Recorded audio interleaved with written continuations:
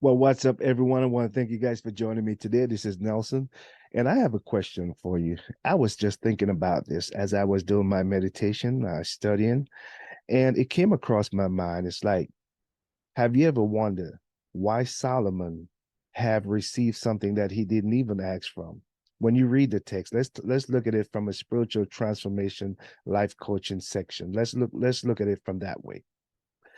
He has received something that he did not even ask for. God has given him the wisdom that he asked for because he was now king, and he have this vast amount of people that he have to judge, or he have to make sure that what is going on in his territory, that it was all done right. And for most people who have probably I should say have given a position like that, we have seen it in real life, in our life, in today, let's say presently. We have seen it where some people go into, or there was placed or voted into a position that they was running for office, let's say in politics or any other things, and they got that position. And then when they get there, instead of serving the people the way they're supposed to serve the people, they begin to look out for themselves. Most time they build some big houses and they buy the yachts and all these different things that never really serve the people the way they're supposed to serve the people. But here is Solomon. Solomon have a mindset to serve the people. He wasn't even thinking about himself at that moment because he know that there are going to be some challenges. He know that he want his people to have the best, I believe. So what he asks for is something that he needs that can help him to serve his people. He did not even think about himself. He asked for wisdom, knowledge, understanding, so that when he is judging, when he's presiding over any situation that his people have, it will be fair and square. To me, that is powerful because not too many people even think about that. Most time when someone get into office, they're also influenced by other things and other people that is around them. It's like they forget what they're there for. They forget what they're there for. But here's the thing, though. I believe that Solomon had a a mind shift. He changed his thinking. It's not about himself, but it's about the people at that moment. It's about the people. He is thinking, how can I be fair? How can I serve them the right way? And according to the text, it says that God asked Solomon, what can I do for you? And Solomon asked for the wisdom, knowledge, and understanding. And because God was so pleased with him, because he's like, he want to serve the people. He want to give. He want to make sure that they're taken care of. He want to make sure that they have their portion, their share. He want to see they evolve. He want to see them getting rich and live a good life, that he wanted to be fair. And God was so pleased with him to the point that he said, you know what? Since you asked for that for them, I'm going to give you the richest. I mean, Solomon became the richest man according to the Bible that ever lived. And I believe it's all because of his thinking.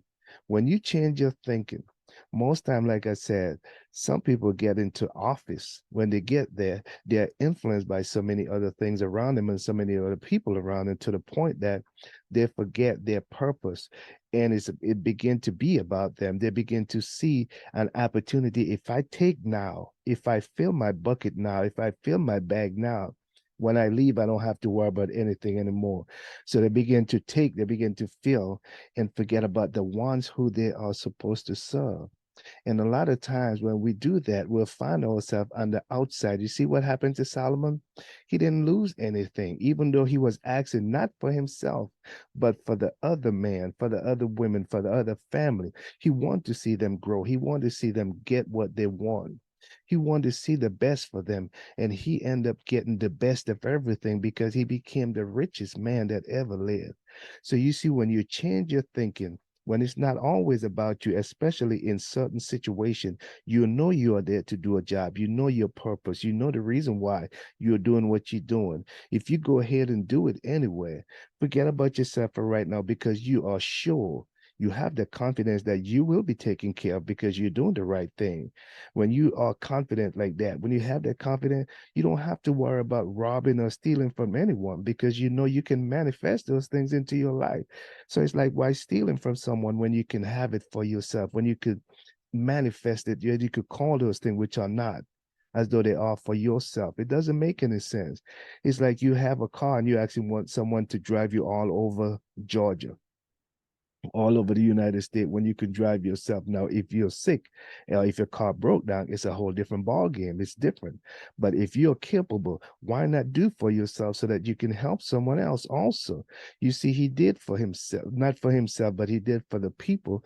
And in return, he became the richest man ever.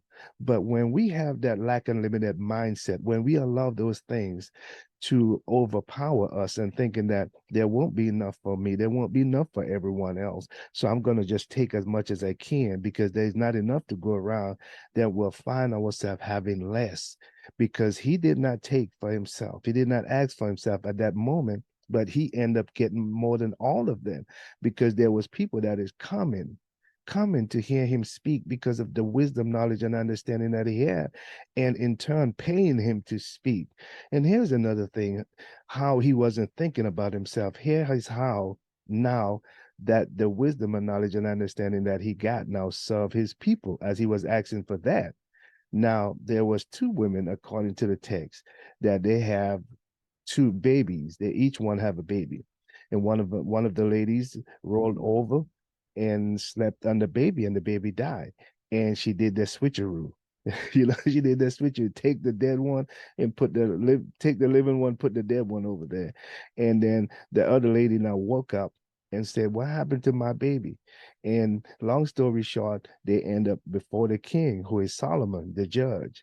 And Solomon have to make a choice now. And Solomon, with all the wisdom that he had, and he wanted to be fair for his people, what he did, he said, "Bring me a sword. And I'm going to cut this baby in half, and each one of you going to get a half." And he knew what he was doing. And as he raised the sword, the woman who is truly the mother of that baby said, "No, king, don't cut the baby. Give it to her. Give it to the other lady because she want the baby to live."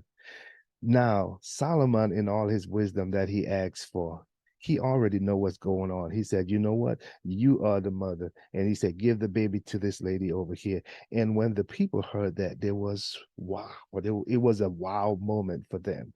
So you see, when we change our thinking, when you change your thinking, it will change your lifestyle. All you have to do is to be willing, to be open. When we was growing up, they was warning us not to read certain book, not to go after certain information because it would make us evil. It would destroy our life. But the same thing that they were trying to shield us from is sometimes it's the same thing that you need to help you to evolve. It brings more enlightenment. It brings more understanding to the things that you already have there. It helps you to even operate faster. It's not reinvent the wheel, but to sometimes modify and to move forward. But it takes changing your thinking, and then it will change your lifestyle. If you're not open to receive, you will never receive. It takes changing your mind, renew your mind, get the information and weigh those information, see the pros and cons. And then if you think that is something that will enhance your life, then you apply it.